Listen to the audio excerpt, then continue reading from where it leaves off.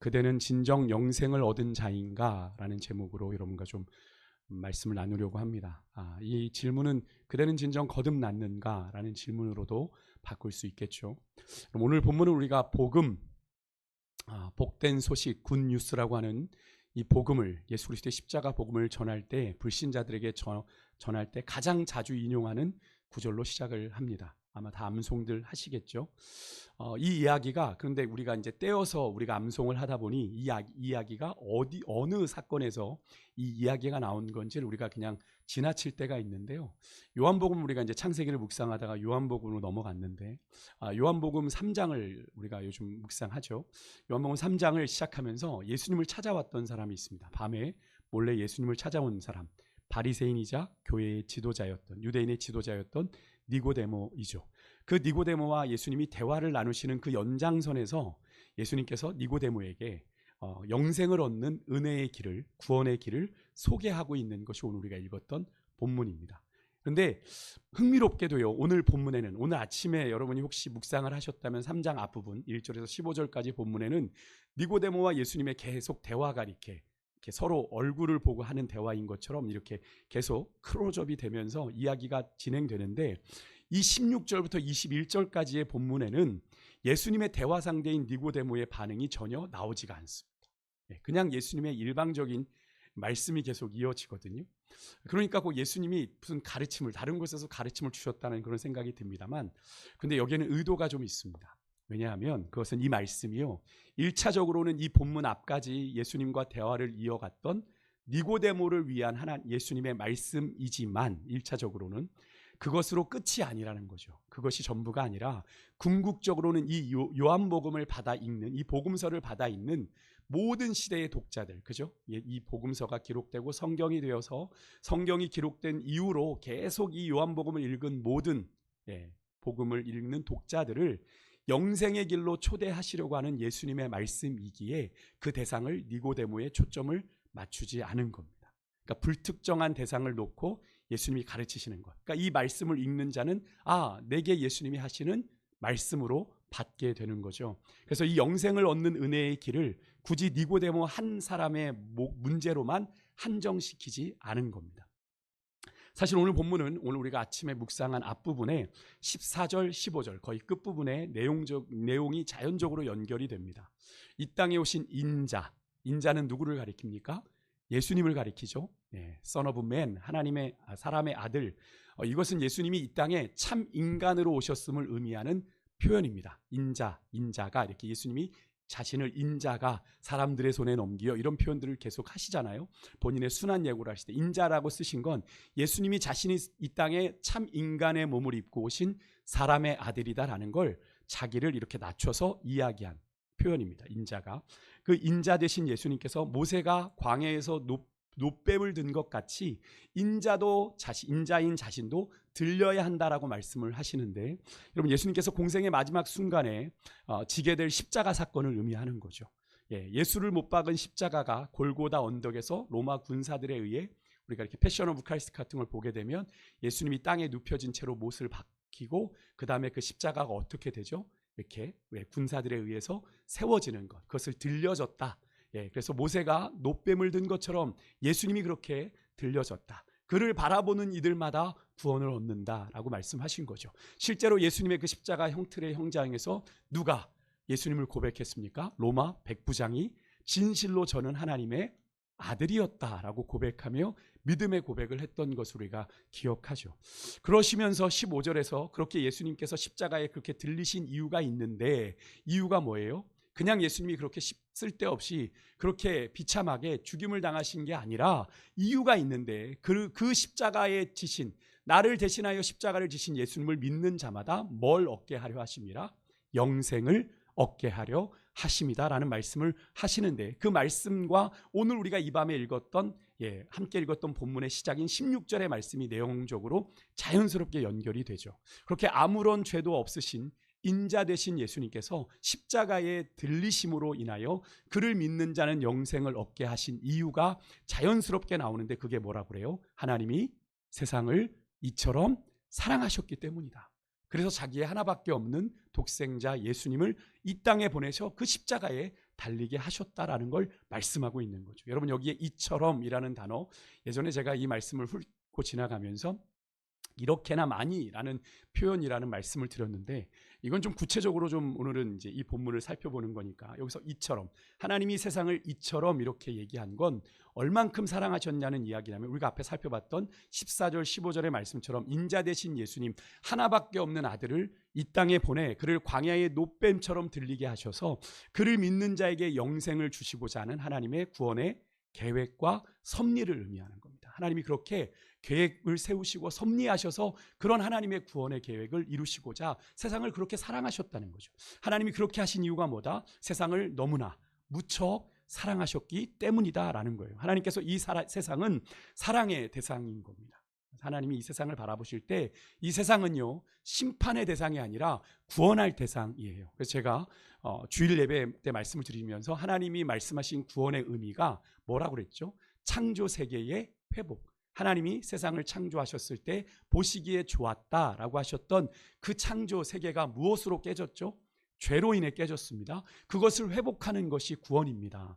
우리에게는 하나님의 잃어버린 형상을 회복하는 것이 구원입니다. 그래서 우리의 신앙의 변화, 또 성장, 성숙의 궁극적인 목적은 우리가 잃어버린 하나님의 형상을 회복하는 것이기에, 그걸 다른 말로 하면 뭐예요? 예수 그리스도를 닮는 것입니다 라고 이야기를 했죠. 왜냐하면 죄로 인해서 우리는 예수님의 형상을 잃어버렸으니까요. 여러분, 그래서 세상을 심판하시려는 게 하나님의 본심이 아니고 세상을 구원하시려는 것이 하나님의 본심이에요. 하나밖에 없는, 그래서 하나밖에 없는 독생자를 이 땅에 보내시고 그를 십자가에 들어 올리신 하나님의 모든 행동의 결정적인 이유는 사랑입니다. 그래서 여러분, 어느 교회 가면 하나님은 사랑이시다라고 하는 것을 십자가 대신에 그저 앞에다 써놓은 이유가 그겁니다. 십자가의 의미가 뭐기에? 하나님은 사랑이시다는 의미기에, 그죠? 세상을 이처럼 사랑하사 구원하시기 위해서 예수님이, 어쩌면 하나님 자신이신 예수님이 그 십자가에 죽으신 까닭이죠. 그러니까 하나님은 사랑이시다는 그 문구에 사실은 십자가의 의미가 담겨 있기에 그런 겁니다. 그러면 여기서 세상은 무엇을 의미할까요? 세례 요한도 예수님이 자기에게 나오는 걸 보고 뭐라고 그랬죠? 보라, 세상 죄를 지고 가는 하나님의 어린 양이다라고 얘기했어요. 그럼 여기서 세상은 무엇을 가리킬까요? 여기서 세상은 죄의 어둠이 가득한 부정적인 세계를 말합니다. 동시에 하나님의 회복이, 하나님의 구원이 필요한 사랑의 대상이에요. 그죠? 그냥 멸망하게 내비둬 주시는 게 아니라, 죄악이 가득한, 죄악이 관영해진 세상인데 하나님이 언제 심판할까 호시탐탐 보고 계시는 게 아니라, 하나님은 어떻게든 이 세상을 회복하고 구원하시려고 하는 그 사랑의 마음으로 이 세상을 바라보고 계시다라는 거죠. 이 세상만요? 여러분과 저를 동일하게 바라보고 계시다는 거죠. 그러니까 여러분, 이 세상에 우리가 존재하는, 여러분의 주변에 있는 많은 사람들은 우리가 어떤 눈으로 바라봐야 되는 거예요? 세상이 말하는 저 죽일 놈의 인간, 저 절천지 왼수, 이렇게 바라보면 안 되는 거죠. 하나님의 구원하셔야 될 영혼으로 존귀하게 바라봐야 되는데 참 쉽지가 않아요. 그죠? 참 쉽지가 않아요. 여러분, 그런 죄 많은 세상을 향한 하나님의 사랑의 구체적인 행위가 바로 무엇이었습니까? 하나밖에 없는 자신의 아들을 내어주신, 독생자를 내어주심이죠. 여러분, 이것은 곧 자신을 내어주신 것과 다를 바 없는 행위입니다. 하나밖에 없는 아들이니까요. 여기에 독생자라는 이 표현은 하나밖에 없는 아들이란 표현이잖아요. 그러니까 아버지 되신 하나님과는 유일무이한 관계죠. 하나밖에 없는 아들이니까 그 아들을 주시기까지. 그러니까 여기서 아들은 아버지의 전부이자 곧 아버지 자신을 의미합니다. 그러니까 주님이 아들을 내어주셨다, 하나밖에 없는 아들을 내어주셨다는 건 곧 자신을 내어주신 것과 다를 바 없는 거죠. 그래서 아버지여 아버지여 나를 왜 버리셨나이까 예수님이 십자가에서 외치셨지만 사실은 그 현장에 아버지 하나님이 함께 계셨던 거죠. 그게 삼위일체의 의미 아니겠습니까? 여기서 독생자를 내어주셨다, 그것은 아들을, 예수님을 세상 속으로 보내주셨다라는 의미도 담겨 있지만, 세상이 그를 십자가에 매달도록 허락하시는 것까지, 이 땅에 오신 아들 예수님의 전 생애와 사역이 거기에는 다 들어있어요. 독생자를 내어주셨다라는 건 예수님의 정해진 길이 뭐예요? 십자가의 길입니다. 그것을 비아 돌로로사라고 하잖아요. 예수님은 죽기 위해 이 땅에 오신 거예요. 그죠? 그래서 인자가 온 것은 섬김을 받으려 함이 아니라 섬기러 왔다. 그리고 자기 목숨을 많은 사람의 대속물로 주려 함이다라고 예수님이 공생애 가운데 밝히셨던 이유가 그런 겁니다. 그러니까 예수님은 이 땅에 어떻게 하기 위해 오신 거예요? 죽기 위해 오신 거예요. 죽기 위해. 그죠? 그러니까 예수님이 독생자를 주셨다라는 데는 예수님이 그 십자가에서 죽으시기까지의 모든 사역, 모든 생애가 다 포함되어 있는 것을 의미합니다. 그러하기 때문에 여러분, 세상에서 아들 예수님께서 행하신 모든 일에는 뭐가 담겨 있겠어요? 세상을 향한 아버지의 마음이, 그죠? 세상을 향한 아버지의 사랑이 그대로 녹아 있는 거죠. 그러니까 예수님께서 죄악 가운데 살아가고 있는 그들을 늘 바라보시면서 무리가 목자 없는 양같이 유리함을 바라보고 민망히 여기시고 불쌍히 여기셨다라는 표현이 복음서를 읽다 보면 우리가 발견하게 되는 거죠. 그게 누구의 마음이라고요? 하나님 아버지의 마음이라고요. 세상을 사랑하시는. 그래서 여러분, 예수님께서 그런 얘기 하신 거죠. 같은 마음이니까 나를 본 자는 누구를 보았다? 아버지를 보았다고 얘기했고, 아버지와 나는 하나다라는 말씀을 하셨던 거죠. 같은 마음을 품고 아들 되신 예수님이 이 땅에 오셨으니까요. 그런데 하나님이 왜 이렇게까지 하시는 걸까요? 이 세상 구약에서 하시던 대로 갈아엎어버리면 되잖아요. 왜 하나님께서 그렇게 하세요? 오늘 16절의 말씀에도 나오지만 그 아들을 믿는 자는 누구든지 멸망치 않고 영생을 얻게 하시려고. 여러분, 결국 믿음이 운명을 가르는 겁니다. 믿는 자는 구원을 받고 믿지 않는 자는 멸망을 당하는 거예요. 믿는 자는 영생이고 믿지 않는 자는 멸망입니다. 근데 여기서 멸망이라고 하니까 잠시 멸망당하고 다시 기회가 있나? 아니에요. 영생이 영원한 생명을 의미하는 것처럼 여기에 멸망이라는 단어에도 이미 영원히 멸망을 당한다는 의미가 동일하게 담겨 있습니다. 그렇게 하나밖에 없는 아들을 여러분 내어주시면서까지 세상을 향한 사랑에 진심을 보여주신 우리 하나님의 기대는 뭐라고요? 결국 세상의 구원이다. 그죠? 심판하려 하심이 아니라 구원이다. 이 사실을 사도 바울도 깨닫고 이런 고백을 했던 겁니다. 디모데전서 2장 4절 우리 한번 좀 읽어볼게요. 같이 읽습니다. 시작. 하나님은 모든 사람이 구원을 받으며 진리를 아는데 이르기를 원하시느니라. 하나님의 소원은 모든 사람이 구원을 받기. 그래서 지금도 기다리고 계시는 거예요. 하나님이 그래서 내 복음이 땅끝까지 전해지면 그제야 끝이 오리라 라고 얘기를 하시는 게 뭐냐면, 누구에게도 내가 복음을 듣지 못해 못 믿었습니다 라고 하나님 앞에 얘기할 자가 없게 만드시려고 복음이 땅끝까지 전해지도록, 그래서 성경을 번역하고, 그래서 종족들의 언어들을 번역해서 계속 성경을 보급하는 일이 사실 되게 의미 있는 일인 거죠. 왜요? 말씀이 그들에게 읽혀져야 하니까, 복음이 전해져야 하니까. 여러분, 이 사실을 믿으십니까? 하나님은 이 세상을 심판하기를 원하시는 게 아니에요. 물론 최후의 심판은 있어요. 하지만 여러분, 최후의 심판이 오기까지 성경을 보십시오. 구약에도 수많은 선지자들을 보냈습니다. 그들이 한 이야기가 뭡니까? 하나님이 심판하신다, 돌아와라. 하나님이 심판하신다, 돌아와라. 그런데 말을 듣지 않았어요. 다 선지자들을 죽였어요. 그죠? 마지막, 그래서 예수님이 포도원 품꾼에 비유해서 이야기하지만 결국 주인이 누구를 보내죠? 내 아들, 내 상속자인 아들을 보내면 이들이 좀 존경할까 보냈더니 그 아들마저 죽이고 유산을 빼앗으려고 한 까닭에 그들이 다 멸망을 당하는 이야기. 결국 그 포도원 품꾼의 비유는 예수님의 구원의 역사를 응축한 이야기예요. 응축한 이야기입니다. 그러니까 예수님이 이 땅에 오셨는데 유대인들이 예수님을 알아봤다, 알아보지 못했다. 빛이 이 땅에 왔을 때 어두움이 알아보지 못했다고 그랬어요. 그죠? 알아보지 못하고 결국 예수님 어떻게 했어요? 십자가에 못 박았죠. 그죠? 여러분, 이것을 우리가 깨달아야 됩니다. 여러분, 정리하면 우리가 누리는 이 영생의 복은 여러분 우리의 노력과 수고로의 결과로 얻은 것이 아니라 하나님의 먼저 있는 사랑에서 시작되었습니다. 여러분, 믿으십니까? 하나님이 먼저 우리를 사랑하신 거예요. 우리가 선택해서 내가 예수 믿기로, 아까 우리 찬양한 것을 오해하면 나는 내가 주님을 만난 겁니다, 이렇게 잠깐 오해하면 내가 선택해서 주님을 내가 선택한 것으로 오해할 수 있는데 그렇지 않다라는 거예요. 하나님이 먼저 나를 택하셨다라고 하는 겁니다.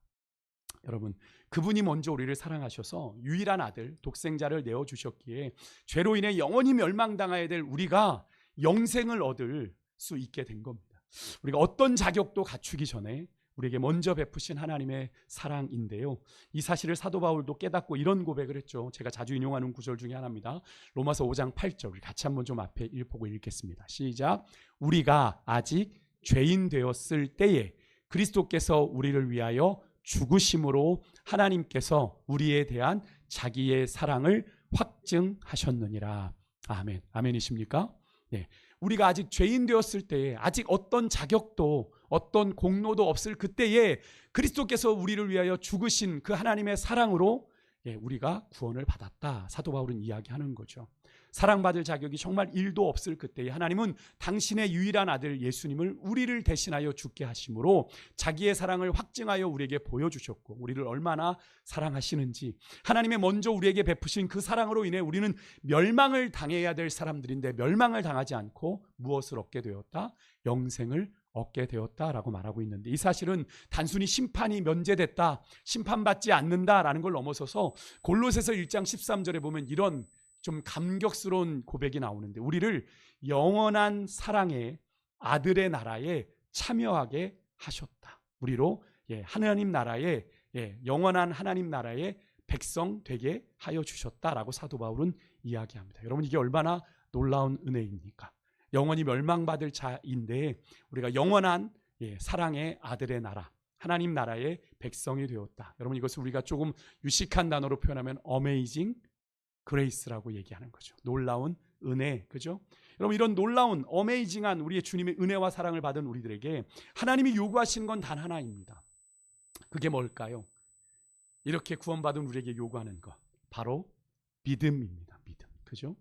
너희가 이걸 믿느냐? 어떤 믿음일까요? 하나님이 세상에 또 나에게 행하신 일들, 그죠?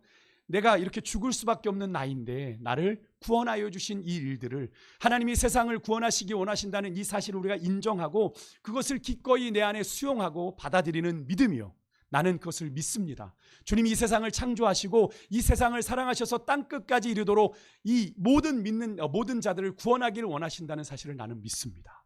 그죠? 내가 그 증거입니다. 나를 구원하신 것이 바로 그 증거이지 않습니까를 고백하는 믿음이요, 아무런 자격도 없는 나, 하나밖에 없는 아들의 그 귀한 피값으로 나를 사신 하나님의 통치에 우리가 사랑의 순종으로 반응하는 믿음. 여러분은 하나님의 그 놀라운 구원의 은혜를 받은 자이십니까? 네. 그렇다면 여러분들에게는 그렇게 여러분을 그리스도의, 하나밖에 없는 그리스도의 피값으로 사신 하나님이 기대하시는 믿음의 모습이 있으세요? 내가 그렇게 구원받았는데 내가 그것을 믿으며 그렇게 그 믿음을 쫓아 사랑의 순종을 드리며 하나님의 통치가 이 땅 가운데 이루어지도록 우리는 그렇게 살아가고 있습니까? 한 영혼이라도 더 구원하기를 원하시는, 한 영혼이라도 더 찾기를 원하시는 그 하나님의 마음을 품고 우리가 세상을 사랑하고 또 사람들을 사랑하고 있는지 우리를 돌아봐야 되겠죠. 참 어렵습니다. 세상은 나날이 정말 더 악해져 가는데, 그런 가운데 내가 선을 행하며 살아가는 것이 때로는 바보 같은 생각이 들 때도 있죠. 그래서 제가 종종 인용하는 분 있죠. 여러분, 안현수라고 하는 의사분 혹시 아시죠? 그 청년 바보 의사.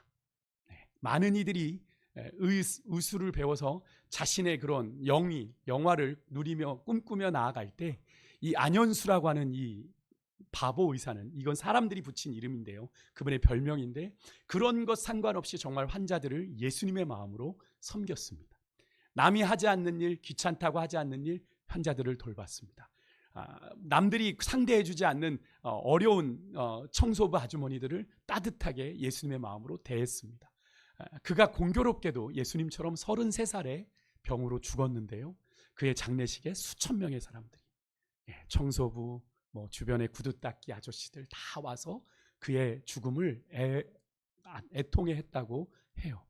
여러분, 그런 삶이 오늘 주님께서 우리에게, 거듭난 우리에게 믿음으로 요구하시는 삶이지 않겠습니까? 저도 여러분과 나누고 있지만, 저도 목사이지만 그렇게 살아가지 못할 때가 너무나 많기에 늘 그분의 이야기를 저는 떠올립니다. 그분의 이야기가 이렇게 2권으로 나온 것 같아요. 제가 아직 1권밖에 읽어보지 못했는데 책이 2권이 나와 있더라고요. 한번 꼭 기회가 되시면 읽어보셨으면 좋겠습니다. 그분이 왜 바보 의사라는 이야기를 들었는지. 그러니까 세상이 볼 때 주의 길을 따라가는 건 바보 같은 짓이에요. 그죠? 진리를 따라가는 건 바보 같고 어리석은 길입니다. 그러니까 예수님도 말씀하셨죠. 나를 따라오는 길은 좁고 협착하여 찾는 이가 적다고 그랬어요. 그러니까 우리가 가는 그 길에 사람이 없으면 내가 바로 가고 있는 거예요. 바로 가고 있는 거예요. 그런데 많은 이가 가고 있어요. 근데 우리의 마음이 참 그러죠. 사람이 대세를 따르는 게 안전하다고 느껴요. 그죠? 왜? 많은 이들이 그렇게 걸어가고 있으니까. 그 대세를 따라가면 최소한 이 많은 사람들 안에서 손해보진 않겠지라는 생각하는 거죠. 그런데 홀로 그 길을 가면 참 두렵습니다. 내가 모든 걸 다 감당해야 될 것 같아서. 그런데 예수님께서는 그 길을 걸어가셨죠. 우리 앞서 걸어가셨죠. 그 십자가의 길을 참 고독하게 말이죠. 내가 다 주고 다 버릴지언정 주님 나는 버리지 않겠습니다라고 호언장담했던 베드로마저도 예수님을 따르지 못하고 그 길을 홀로 걸어가시지 않았습니까? 여러분 우리의 삶을 한번 돌아보기를 원합니다. 우리가 천국 가는 것, 예수님이 그렇게 말씀하시죠. 거듭나지 않으면 너희가 하나님의 나라를 볼 수 없다. 거듭나지 않으면 너희가 하나님의 나라를 들어갈 수가 없다 라고 하신 이 말씀이 그냥 적당히 살다가 그냥 주님 오실 때쯤 돼서 그렇게 이게 아니라는 거죠. 우리의 삶이 하나님 앞에서 어떤 삶인지를 여러분 돌아봐야 되지 않겠습니까? 여러분 하나님께서는 최후의 심판을 하시기 전에 주님 다시 오시는 그날에 일어날 일이지만 당신이 택하신 믿음의 사람들을 부르시고자 결국 선택하신 게 뭐예요? 당신 하나밖에 없는 아들을 이 땅에 보내신 거죠. 하지만 그런 하나님의 먼저 주신 사랑을 거절하고 여전히 믿지 않는 사람들은 존재합니다. 근데 그런 자들을 가리켜 주님은 뭐라고 그래요? 그들은 벌써 심판을 받았다라고 얘기해요. 그렇다고 해서 여러분 교회 안 다니는 분들한테 함부로 당신 이미 심판받았어 이렇게 얘기하시면 안 됩니다. 그죠? 하나님이 그분을 언제 구원하실지 우리가 알아요? 몰라요. 그죠? 하나님의 그 사람을 향한 구원의 계획을 우리가 함부로 알 수 없으면서 우리가 그 사람에 대해서 당신 지금 예수 안 믿으면 지옥 가! 이렇게 몰아가서 오히려 역작용이 나는 거죠. 그죠? 그렇게 하면 안 됩니다. 그죠? 하나님께서 당신을 사랑하십니다. 하나님 지금도 당신을 기다립니다. 나는 주님의 마음을 전할 뿐입니다. 기도하겠습니다. 이렇게 해야 되는 거죠. 물론 성경은 이미 그죠. 근데 이 이야기는 주님의 관점이란 말이죠. 주님은 아시는 거죠. 그죠? 주님은 우리가 창세 전에 우리를 택하셨잖아요. 구원받을. 이거 이제 장로교 쪽으로 하면 이제 예정했다. 하나님이 구원받을 자들을 예정하셨다라고 얘기하는 건데요. 그것은 하나님의 절대 주권이죠. 내가 구원받았는지. 그러니까 내게 믿음을 주셔서 나로 주님을 아버지라고 고백하게 하신 건 은혜입니다. 그죠? 믿음도 내가 노력해서 생긴 거 아니죠. 믿음도 믿어지게 하신 하나님의 은혜죠. 그래서 믿음도 여러분 선물입니다. 그러니까 여러분 우리가 믿었다라고 하는 게 얼마나 은혜인지를 아셔야 돼요. 세상은 그딴 게 어디 있어. 예수 믿으면 떡이 나와 밥이 나와 얘기하고 있는데 우리는 그게 믿어진단 말이죠. 그죠? 믿어지기에 우리가 지금 여기 있는 거잖아요. 그게 믿어지지 않으면 우리가 이 자리에 있을 이유가 하등 없죠. 나가서 세상 사람들처럼 이 세상 즐겨야죠. 왜? 이게 전부인데. 그죠? 우리는 근데 이게 전부가 아님을 아는 거죠. 그죠? 우리가 누릴 영원한 하나님의 나라를 바라보며 이 땅의 나그네 인생길을 걸어간다는 걸 알기에 우리는 오늘 이 자리에 있는 것 아니겠습니까? 여러분 우리가 그래서 약간은 그런 마음들 같죠. 우리가 세상을 바라보면서 마음이 불편해지는 이유가 뭡니까? 희한하게 하나님을 잘 안 믿는 악한 자들이 불의한 자들이 어떻게 해요? 더 잘 돼. 그죠? 더 형통해 그죠? 그것 때문에 때로는 부러움도 나고 부하도 나고 그죠? 속상하기도 하고 하나님 나는 이 모양 이 꼴인데 저들은 저렇게 떵떵거리고 삽니까? 그런데 여러분 그들의 형통을 부러워할 이유가 하나도 없습니다. 그들의 호사를 부러워할 이유가 없습니다. 우리가 그것 때문에 하나님의 공의를 의심하기도 하지만 여러분 그들은 그렇게 하나님 믿지 않아 여러분 벌써 심판을 받은 자들이기에 그런 자들의 형통과 호사가 우리 눈에는 당장 보기에는 우리가 짧게 사는 이 100년의 시간 속안에는 저 사람 진짜 복받은 인생이네라고 얘기할지 모르지만 그래서 부러워할지 모르지만 전혀 그럴 필요가 없어요. 이미 그들은 죄악 가운데 심판을 받았고 물론 그들이 정말로 하나님의 뜻 가운데 회개하고 돌아올 수 있긴 하겠지만 그게 과연 쉬운 길일까요? 그렇게 주님 떠나 막 살아가던 여러분 탕자를 한번 떠올려 보십시오. 그 둘째 아들, 그 부자인 아버지 집에서 떵떵거리고 살던 그 아들이 결국 아버지 집에 돌아왔을 때 그의 몰골이 어땠습니까? 거지였습니다. 돼지가 먹던 쥐엄 열매도 먹지 못할 만큼 만신창이가 되어 돌아왔습니다. 여러분 그래도 좋으니 한번 내가 하나님 이 세상 떵떵거리고 한번 살아보고 싶습니다 하시는 분 계십니까? 하나님 내가 그렇게 탕자처럼 만신창이가 되어 병들고 말기암 환자가 되어 그렇게 집에 돌아와 내가 겨우 주님 하나 살아서 내가 천국 갈 수 있으면 그래도 좋사오니 나 한번 떵떵거리고 살게 해주십시오 하시는 분 계십니까? 없을 거잖아요. 그죠? 차라리 그죠? 주님 잘 믿고 믿음의 길 걸어가는 게 은혜인 줄 믿습니다. 그죠? 예, 그래서 여러분 은근 그런 분들 부러워할 필요가 없어요. 그들은 이미 심판을 받았고 그들의 결국은 분명히 오늘 성경이 말하면 영원한 멸망이다. 돌아오지 않으면 영원한 멸망이다. 그렇지 않더라도 그 멸망의 자리로 갔다가 돌아오는 길 결코 녹록지 않다라는 걸 우리가 꼭 기억해야 됩니다. 여러분 이 땅에서 잠시 잠깐 누리는 악인의 형통이나 호사를 그래서 우리 믿는 사람들이 부러워할 이유가 없는 겁니다. 그리고 내가 손해본다고 아쉬워할 이유도 없는 겁니다. 여러분 우리가 이 땅에서 좀 못 누리는 것 괜찮아요. 우리는 우리의 몫의 태인 십자가 주님께서 우리에게 맡기신 그 사명 그것만 잘 감당하며 되는 줄 믿습니다. 그죠? 예, 우리가 이 땅에서 떵떵거리고 호사를 누리고 뭐 부를 누리고 그러려고 이 땅을 살아가지 않잖아요. 이 세상 사람들은 이게 전부니까. 그죠? 여기서 어떻게든 더 많은 것들을 누리려고 다른 사람과 비교하며 끝이 없는 욕심을 부리며 살아가지만 자신의 인생이 망가지고 가정이 망가지는데도 그것만 쫓아 살아가지만 우리는 그런 존재들이 아니잖아요. 그죠? 그래서 성경은 이 사실을 분명하게 말합니다. 잠언 24장 19절 한번 읽어볼까요? 같이 읽을게요. 시작. 너는 행악자들로 말미암아 분을 품지 말며 악인의 형통을 부러워하지 말아라. 이렇게 분명히 말씀하십니다. 그들은 이미 심판을 받은 자들이에요. 여러분 악인의 형통하면 우리가 분을 품을 이유도 부러워할 이유도 없다라는 걸 성경은 우리에게 분명히 이야기하는데 다시 묻습니다. 그 이유가 뭐라고요? 오늘 본문 19절의 말씀처럼 예수님을 믿지 않고 빛보다 어둠을 더 사랑한 까닭에 그들의 심판은 이미 시작되었고 그죠? 그 결과로 영원히 멸망받을 자들이기에 그들을 부러워할 이유가 전혀 없다. 그럼 우리가 그들을 부러워한다는 건 결국 멸망받을 길 우리도 가고 싶다는 얘기가 되는 거잖아요. 그죠? 그럴 필요가 없다라고 얘기하고 계세요. 사랑하는 여러분, 하나님을 알지 못하는 이들과 나를 비교하면서 그들의 형통, 그들의 부함을 비교하면서 억울해하거나 분을 품거나 부끄러워하지 마시고 여러분 부러워하지 마시고 우리를 영생하게 하시고 우리를 구원하사 우리에게 맡기신 우리 몫의 태인 사명의 십자가를 지고 앞서가신 우리 빛 대신 주님만을 온전히 바라보고 따라가는 여러분과 제가 될 수 있기를 주의 이름으로 축복합니다. 사도 바울에게 주셨던 고백 기억하시죠? 주님 내 몸에 가시를 제거해 주십시오. 하나님 예수님께서 뭐라고 말씀하셨죠? 내 은혜가 내게 족하다. 우리가 이 땅을 살아가면서 이 마음을 잊지 않았으면 좋겠습니다. 사실 자족의 은혜, 그죠? 사도 바울도 자족의 은혜를 이야기했고 아굴의 잠언 32장에 보면 아굴의 잠언을 읽어보시면 아굴이 그런 고백을 합니다. 나는 너무 부하게도 마시고 나를 가난하게도 마십시오. 내가 너무 부하여 주님을 모른다 할까 두려우며 내가 너무 가난하여 하나님 앞에 범죄할까 두렵사오니 내가 나를 너무나 부하게도 하지 마시고 가난하게도 마시고 결국 이 얘기가 뭡니까? 하나님이 주신 은혜를 자족하며 살 수 있게 해주십시오. 은혜로 만족한 삶을 살게 해주십시오라는 고백이잖아요. 저는 믿음의 사람들은 이 고백을 하며 이 나그네 인생길을 걸어야 가야 될 줄 믿습니다. 너무 많으면 너무 많은 걸 가지면 믿음의 사람도 변질이 되더라고요. 맞아요. 변질이 됩니다. 제가 늘 말씀드리죠. 주님 내게 복 줘보세요. 내가 정말 하나님 멋지게 섬길 겁니다. 라고 말한 분들 다 보이지 않더라. 복 받더니. 어디 갔더라. 다 놀러 갔더라. 근데 돌아오지 못하더라. 잘 못 돌아오더라.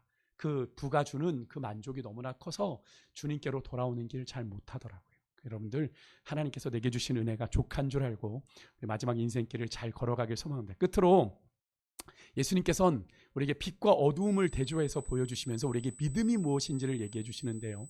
여러분 빛과 어두움이 공존할 수 있습니까? 선과 악이 공존할 수 있나요? 아니죠. 하나를 사랑하는 건 다른 하나를 사랑하지 않는 겁니다. 빛을 사랑하면 어둠을 사랑하지 않는 것이고 선을 사랑하면 악을 사랑할 수가 없는 거죠. 빛과 어둠은 전혀 공존할 수 없기 때문에 우리는 우리가 빛에 속한 자로 살아갈 것인지 어둠에 속한 자로 살아가실 것인지를 결정을 해야 됩니다. 20절에 보면요. 악을 행하는 자마다 빛을 미워하여 빛으로 오지 아니하는데 그 이유가 뭐라고 얘기하냐면 그 악한 행위가 드러날까 두려워함이다 라고 말합니다. 하지만 21절에 진리를 따르는 자, 악이 아니라 진리 대신 빛 대신 주님을 따라가는 자는 다릅니다. 여기에 따른다라는 표현은 뭐냐면 번역 원문으로 보면 원래는 행하다입니다. 진리를 따른다는 건 진리 가운데 진리를 행하는 것을 의미합니다. 그러니까 진리를 행하는 자는 빛으로 나오게 되는데 그 이유가 뭐예요? 스스로의 힘으로 어둠에서 빛으로 나온 것이 아니라 죄로 어두운 내 삶에 들어오신 예수님 그 하나님의 아들 그리스도를 믿을 때 빛이신 예수님이 그 사람을 어둠에서 끌고 나오시는 걸 의미합니다. 주님이 우리가 빛 대신 주님을 따라갈 때 그 어둠 가운데서 우리를 불러내어 기이한 빛에 들어가게 하신 자의 아름다운 덕을 선전하게 하심이라 라고 하는 베드로전서 2장 9절의 말씀 우리가 떠올리게 하는 거죠. 그래서 그 전에 우리에게 뭐가 있어야 되냐면 그렇게 진리를 쫓아 행하는 사람은 바로 물과 성령으로 거듭난 자여야 한다라는 거. 물과 성령이라고 하는 건 제가 오전 새벽에도 잠깐 말씀을 드렸지만 어떤 분들은 물은 물세례, 성령은 성령세례 이야기 얘기하는데 사실 이 물과 성령은 다 한마디로 성령을 의미하는 겁니다. 성령으로 거듭나야 한다라는 걸. 그래서 니고데모는 그게 이해가 안 돼서 예수님께 육으로 난 것은 육이고 영으로 난 것은 영인데 네가 자꾸로 육으로 난 것을 생각해서 내가 모태에 들어가야 됩니까? 라고 니고데모가 질문을 했잖아요. 그죠? 그러니까 예수님은 영으로 거듭나는 걸 의미합니다. 여기서 물이라는 건 여러분 예수님께서 사마리아 수가성 여인을 만났을 때 내가 너에게 주는 물은 영원히 목마르지 않는 물이다. 그 여인이 내게 그 물을 주십시오 라고 얘기하니까 예수님 뭐라고 하셨죠? 내가 주는 물을 마시는 자는 그 배에서 생수의 강이 넘쳐난다라고 말씀하셨던 그 물을 의미하는 겁니다. 그러니까 여기서 물과 성령으로는 바로 성령으로 우리가 거듭나야 한다라는 걸 의미합니다. 우리가 그렇게 빛을 쫓아 진리를 따라 행하는 삶, 우리의 육신적인 생각으로는 우리가 반응하게 되죠. 아 힘들어, 그렇게 사는 건 바보 같아, 어리석어, 난 그렇게 못 살아 라고 얘기하게 되지만 성령이 우리를 주장하시고 우리를 다스리게 되면 어떻게 해요? 진리 가운데로 행하는 삶이 된다라고 하는 거죠. 그래서 여러분 믿음에 대해서 여기서 좀 정리를 해드리면 믿음은 우리가 그냥 주여 믿습니다 이게 아니에요. 이걸로 오해하시면 안 됩니다. 여러분 믿음은 본질상 진노의 자녀인 나의 어두움을 하나님 앞에서 정직하게 인정하는 겁니다. 하나님 나는 사람을 사랑할 수 없는 자입니다. 하나님 내가 사람을 사랑하려니 내 안에 내 속에 내가 너무나 많습니다. 내 기준, 내 잣대가 있어서 쟤는 안 돼, 쟤는 안 돼, 쟤는 안 돼 하다 보면 사랑할 사람이 아무도 없는 거예요. 그죠? 여러분 그것을 하나님 앞에 인정하는 겁니다. 하나님 나는 사랑할 수 없는 자입니다. 주님의 마음을 품을 수 없는 자입니다. 하지만 주님이 내 안에 들어오시면 나도 주님의 마음으로 사랑할 수 있는 줄 믿습니다. 주님 내 안에 오십시오 라고 주님을 초청하고 주님을 영접하여 드리는 게 믿음입니다. 아멘이십니까? 우리가 주님을 믿는다는 건 주님이면 나를 바꾸실 수 있습니다. 내 한계를 뛰어넘어 역사하실 수 있습니다. 나는 새로워질 수 있습니다. 지금으로 봤을 때 내가 그리는 내 한계는 분명한데 그 한계를 뛰어넘어 나를 새롭게 하실 주님을 믿습니다 라는 것이 믿음이에요. 여러분 그것을 우리가 좀 고백할 수 있었으면 좋겠어요. 하나님을 떠나 악했던 나의 죄인된 민낯이 드러날 때 있는 그대로를 인정하는 겁니다. 하나님 아니에요, 부끄러워요, 감추는 게 아니라 하나님 내 연약함이 내 한계가 이겁니다. 하나님 인정합니다. 하지만 빛 대신 주님을 따르기를 원합니다. 나를 변화시켜 주옵소서 라고 고백하는 것이 믿음이에요. 아주 구체적이지 않습니까? 내가 주님을 믿는다라고 하는 게 무엇인지, 주님이 내 안에 행하시면, 주님이 나를 바꾸시면, 주님이 내 안에 묵은 땅을 기경하시면 나는 새로워지는 줄 믿습니다. 이전 것은 지나갔으니 보라 새 것이 되었도다. 과거와는 단절이 되는 삶이 되는 겁니다. 과거에는 불가능하다고 생각했어요. 나는 사람을 사랑할 수 없어. 내 안에 상처가 얼마나 많은데 내가 사람한테 속은 게 하루 이틀이야. 그렇지만 하루가 주님의 마음으로 사랑할 수 있을 때, 그죠? 하나님이 우리를 통하여 역사하신다는 거죠. 여러분 그렇게 빛 대신 주님을 따르는 사람 더 이상 자신의 욕망을 기준으로 삼아 자기 멋대로 살지 않습니다. 그죠? 나의 삶의 주도권을 누구에게 내려놓아요? 빛 대신 주님께 내려놓습니다. 그래서 빛이 있는 곳을, 어두울 때는 빛을 따라가야 살잖아요.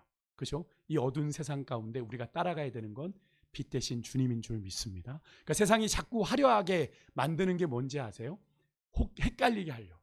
빛 대신 주님을 헷갈리게 하려고. 그래서 못 따라가게 하려고 세상이 점점 화려하게 변해가는 겁니다.